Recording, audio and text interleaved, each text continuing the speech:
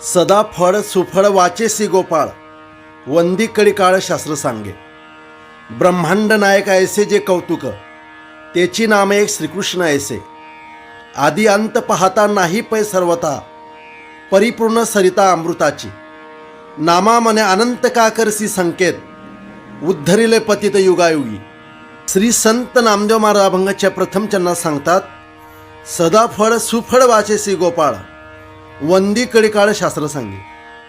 वाचने त्या गोपाळकृष्णाचे नाम घेणे पुण्याचे कार्य असून कली व काळ त्याला वंदन करतो असे शास्त्र सांगते. श्री संत नामदेव महाराज अभंगाच्या दुसऱ्या चरणात सांगतात, ब्रह्मांड नायक ऐसे जे कौतुक, तेची नाम एक श्रीकृष्ण ऐसे. जीव ब्रह्मांडाचा नायक असा तोच श्रीकृष्ण नामामध्ये आहे.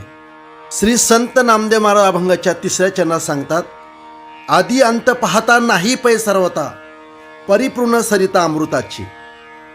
त्याला आदि अंत नसून अमृताची भरलेली पूर्ण नदी आहे. श्री संत नामदेव महाराज अभंगाच्या चौथ्या चरणात सांगतात, नामा मने अनंत का करशी संकेत, उद्धरिले पतित युगायुगी. श्री नामदेव महाराज म्हणतात की तू याबद्दल मनात संशय बाळगू नकोस. प्रत्येक युगायुगामध्ये पापे तरून गेले आहेत. श्री संत नामदेव महाराज हरिपाठातील पुढच्या अभंगाचं चिंतन ऐकण्यासाठी श्रीकृष्ण महाराज या यूट्यूब चॅनलला सबस्क्राईब करून ठेवा. असेच पुढील अभंगाचं चिंतन तुम्हाला ऐकायला मिळतील. रामकृष्ण हरी.